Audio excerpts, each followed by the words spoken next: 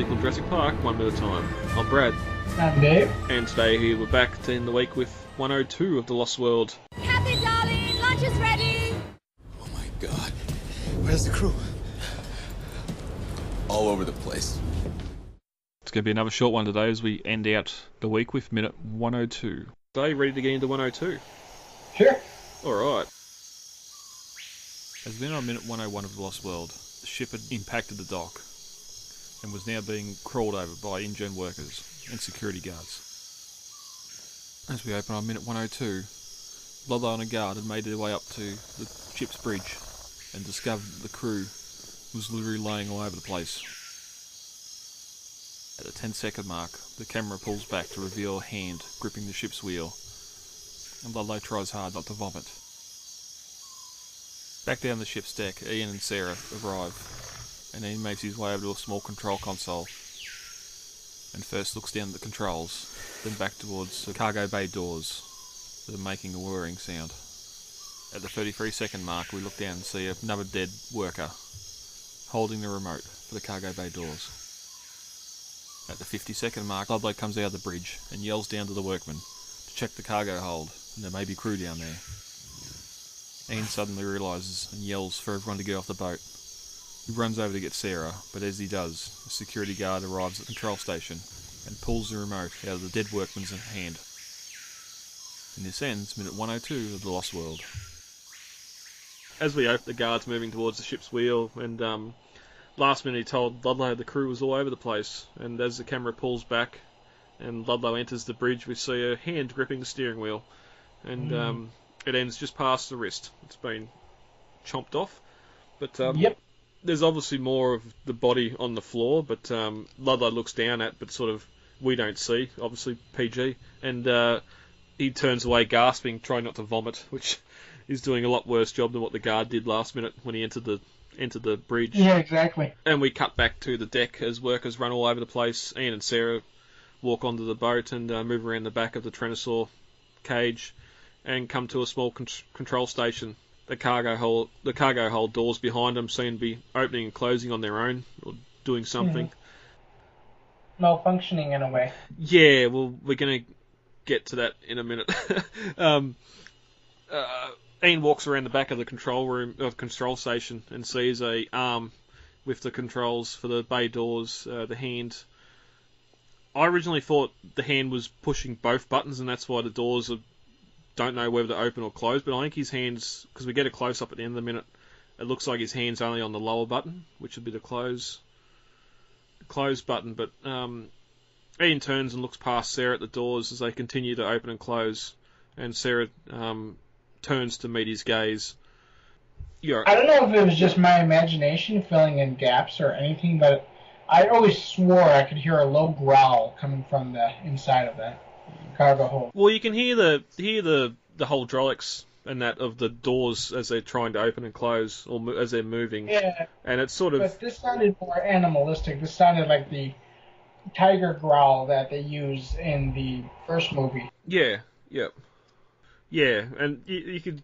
At this point, they've come on the ship, and no one's caring about where the Tyrannosaur is. It's all about the crew at this point. But the next obvious spot would be it'd be down there, and it'd give a little hint if you could hear that purring or growling over the sound of the doors, just to add to the suspense, and possibly Ludlow can't hear that from up at the bridge when he shouts to open them. But yeah, we briefly cut back to see the hand holding the controls briefly, and it looks like he's just pushing the one button down now. If he was holding both buttons and confusing the circuit to say open, close, and surely after some sort of time the system would get too hot and the motors would burn out, or the breakers would blow.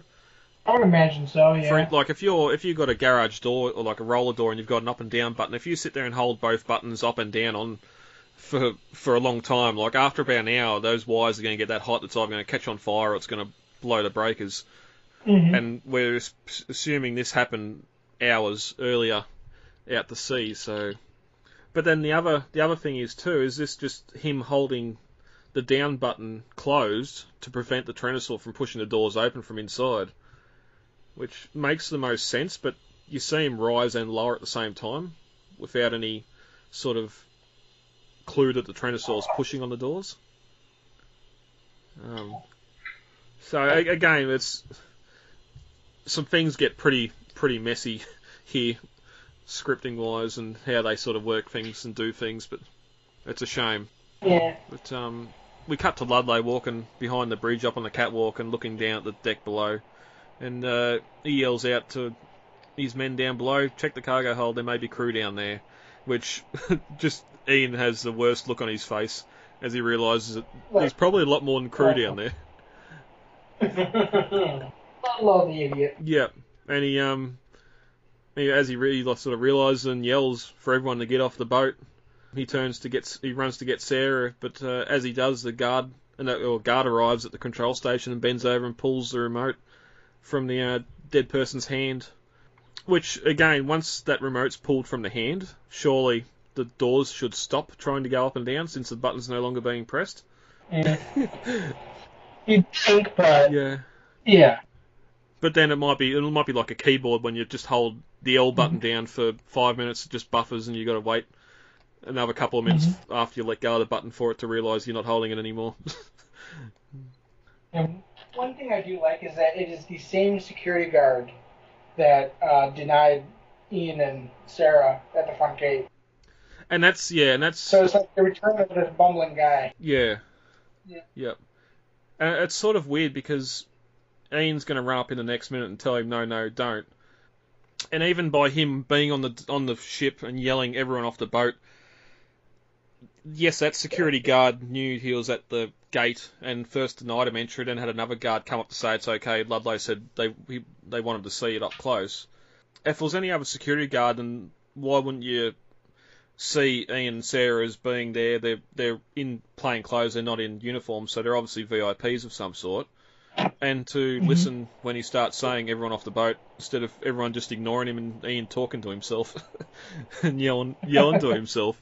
It would have solved so many issues here, but yeah, we get next. I won't say that the San Diego scene has the smartest script writing of the movie. No, and I won't. no, we'll get to more of that as the minutes continue. But that's where the 102 ends. But I just love here where everyone's focus is the crew.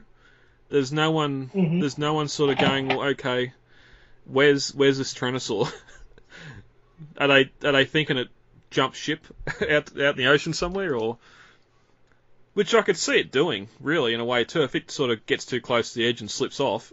I imagine it slipping off, but on a boat out in the middle of the sea, I think the animal would be smart enough to see that it's not going to swim that far. But then if you're stuck on the deck with it, and it's either overboard or eaten, like it might have chased someone off the boat as well. But yeah, but I just found it interesting. It's sort of, we're looking for the crew. Yes, if you can find a member of the crew, they can probably explain to you in 5 seconds exactly what happened instead of showing a ghost ship. But yeah, briefly into the shooting script.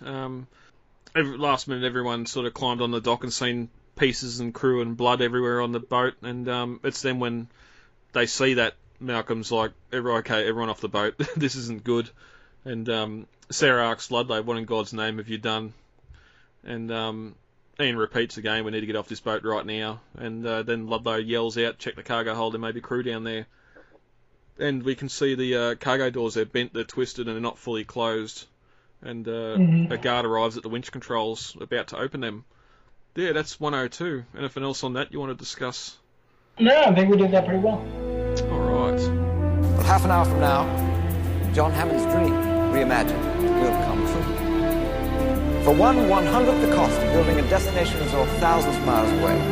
I believe I've spent enough time in the company of death. All right, guys, let's get the hell out of here. What's everybody looking for?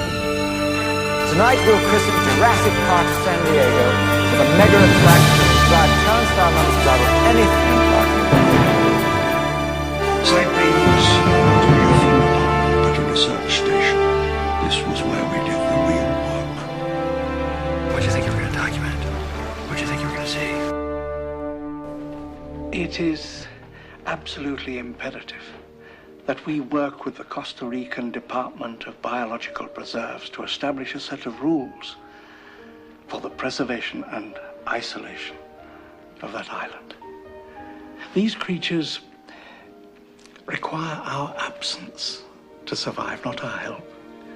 And if we could only step aside and trust in nature, life